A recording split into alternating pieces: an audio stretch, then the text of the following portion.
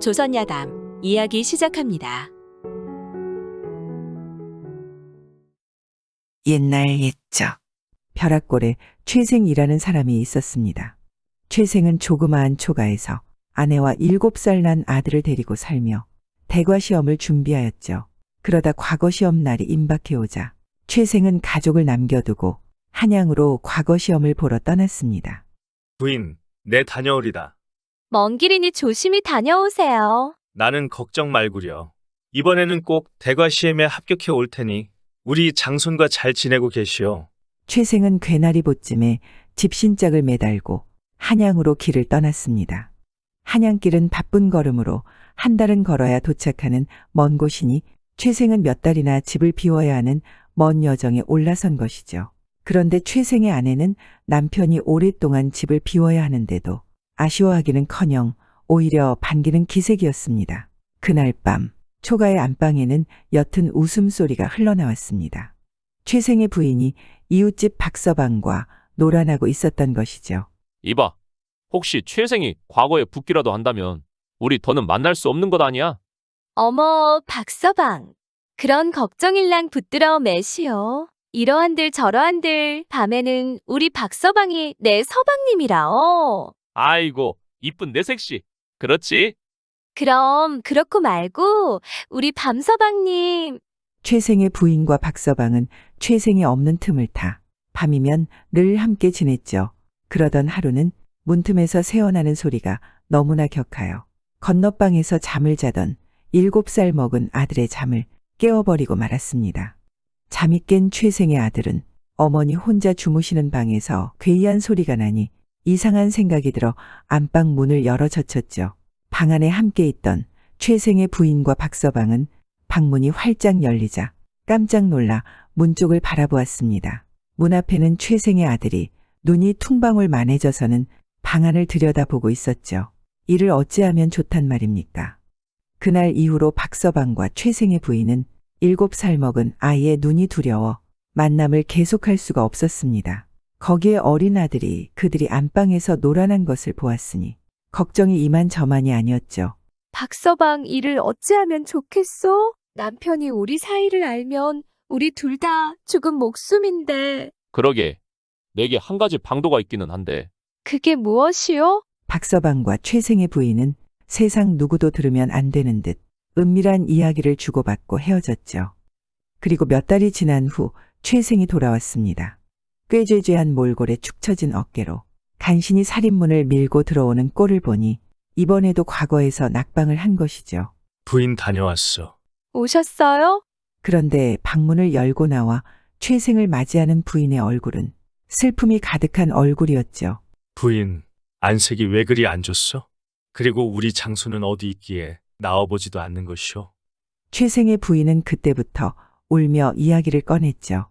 서방님이 과거 길에 오른 날부터 장손이가 시름시름 앓더니. 대체 그게 무슨 소리요? 최생의 부인은 슬피 울며 아들 장손이 죽었음을 최생에게 전했죠. 아들의 죽었다는 이야기에 최생은 망연자실하여 제대로 먹지도 마시지도 못하고 한동안 방 안에 틀어박혀 지냈습니다. 그러던 하루는 최생이 답답한 마음에 집을 나와 뒷동산에 올라 떠가는 구름을 보고 있으려니 산 아래의 박서방의 집에서 시끄럽게 싸우는 소리가 들려왔습니다. 아이고 인간아, 내 모를 줄 알아? 이 여편네가 지금 무슨 신나라 까먹는 소리를 하고 그래. 당신하고 그 최생 부인은 천벌을 받고 말 것이야. 둘이 그 집 안방에서 뒹굴다 그 집 아들한테 들켜가지고 그 어린 것에게 몹쓸 짓을 한 걸 내 모를 줄 알아? 대체 이게 무슨 소리인가요? 최생은 듣고도 귀를 의심하였습니다. 사실이 그랬죠. 최생의 부인은 이웃의 박서방과의 관계가 들통날까 하는 두려움에 자신의 아들을 독살하고는 최생에게 거짓말을 한 것이죠. 최생은 박서방 부부가 하는 소리를 엿듣고 온몸에 소름이 끼치도록 놀랐고 또 분노했습니다. 그리고 한편으로는 이런 수치스러운 일이 자신에게 일어났다는 것이 도무지 믿겨지지 않았죠. 이 일이 널리 알려지면 가문의 명예에 먹칠을 하는 것이니 아내를 질책할 수도 그렇다고 관아에 고발하는 것도 양반가의 체면에 쉬운 일은 아니라 생각했죠. 최생은 그렇게 고민을 하다 집을 떠났습니다. 그리곤 방랑자처럼 목적 없이 이리저리 방황을 했죠. 그러던 어느 날은 길에서 한 소년을 만나 함께 길을 가게 되었습니다. 그들이 함께 길을 간 지 얼마 안 돼요. 소년이 갑자기 무엇이 생각난 것처럼 말했죠. 아, 이제 생각났는데요. 어젯밤에 제가 묵은 주막에 숙박비를 다 지불하지 않은 게 이제 생각이 났어요. 한 양은 덜 지불한 게 분명해요. 그러니 당장 돌아가서 한 양을 주고 와야겠습니다. 최생은 소년의 그러한 정직한 성품에 감동하였지만 그 한 양 때문에 지금까지 걸어온 길을 도로 걸어가야 할 필요가 없을 것 같다 말했습니다. 그러기에는 너무 늦은 일 같다. 그들도 한 양 정도의 돈은 마음에 두지 않을 테니 그 때문에 내가 다시 돌아가야 한다고는 생각이 들지 않는구나. 최생의 말에 소년은 가당치 않은 일이라 말했습니다. 전 선비께서 그리 말씀하실 줄 몰랐습니다. 한 양이 되었건 만 양이 되었건 옳지 않음에는 변함이 없습니다. 만일 선비께서 저를 동무로 생각하신다면 그처럼 말씀하셔서는 아니 될 것입니다. 소년은 그렇게 단호하게 말한 뒤 돌아서서는 다시 주막으로 뛰어갔습니다. 소년의 말에 최생은 선비로서 부끄러움을 느꼈죠. 그리고 그 소년의 올곧은 마음에 깊이 감동하였습니다. 최생은 다시 홀로 길을 가게 되었죠. 그런데 한참 후에 그 소년이 뒤따라왔습니다. 두 사람은 다시 말없이 길을 걷다 해가 서산에 걸리자 하룻밤 묵어갈 여관을 찾아 같은 방에 묵게 되었죠. 최생은 그날따라 매우 피곤해 저녁밥을 먹은 후 그대로 잠이 들었습니다. 최생의 꿈속에 죽은 아들이 나와 울고 있기에 최생은 그 안타까운 아들의 이름을 한참을 목 놓아 부르다 잠이 깼죠. 잠에서 깨어난 최생의 온몸은 땀으로 젖어 있었고 타오르는 갈증에 자릿길을 찾아 물을 벌컥벌컥 들이켰습니다. 그런데 뭔가 허전한 느낌의 방안을 돌아보니 길에서 만난 그 소년이 없는 게 아니겠습니까? 최생은 새벽같이 소년이 떠난 줄 알고 다시 잠들었죠. 아침이 되어 최생은 밥을 먹은 후 허리춤에서 돈 주머니를 열어보았으나 주머니 안에는 돈이 한 푼도 남아있지 않았습니다. 아, 이럴 수가. 어제 그 소년이 돈을 몽땅 훔쳐간 것이 분명했죠. 최생은 또 한 번의 배신감에 넋이 나간 듯 했습니다.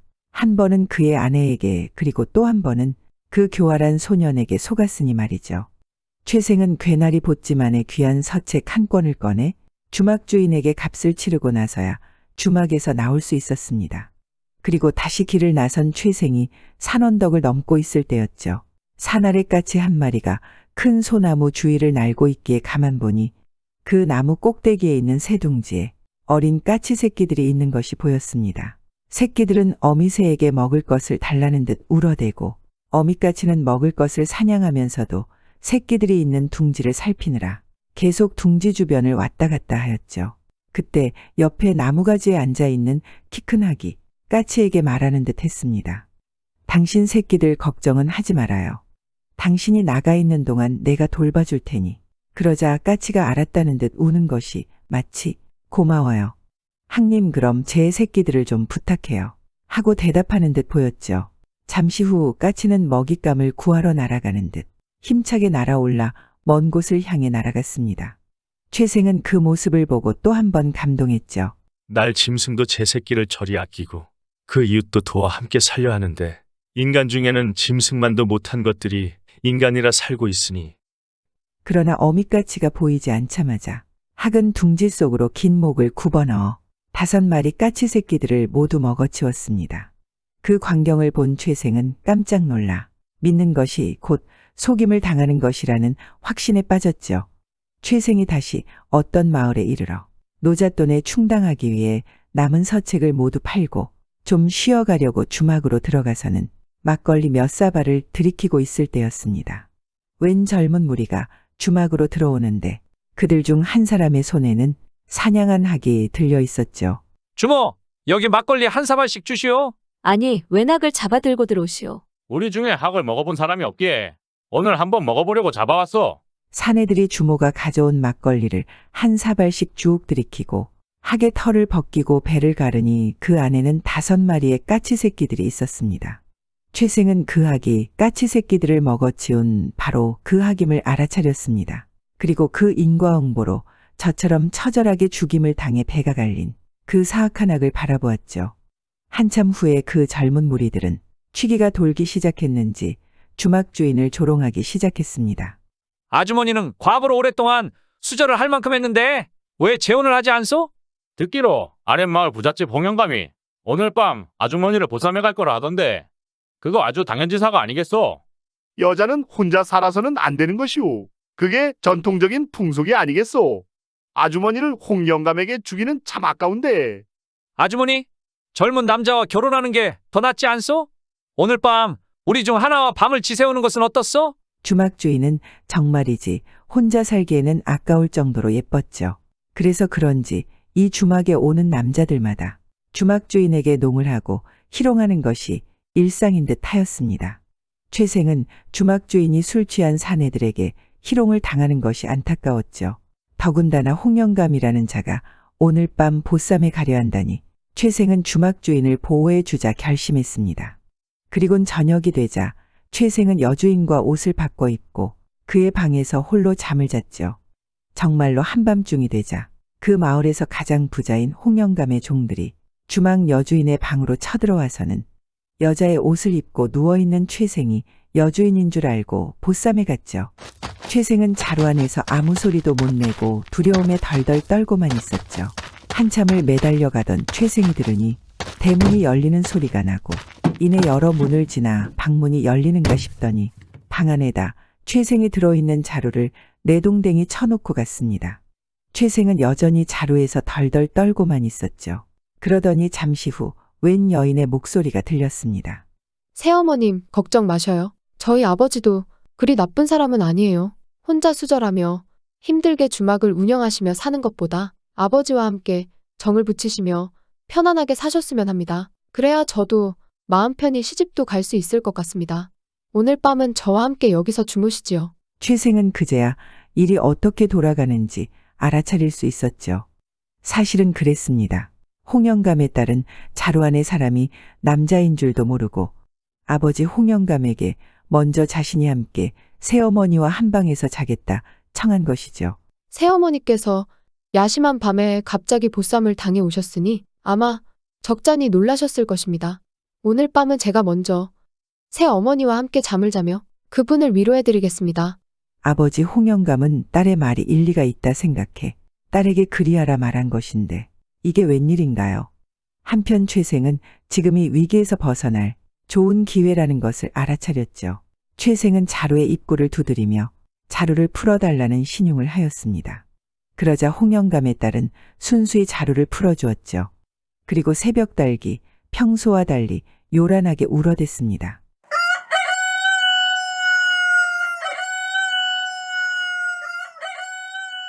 홍영감은 밤새 궁금하여 딸의 방으로 찾아와 방문을 활짝 열어 젖혔죠.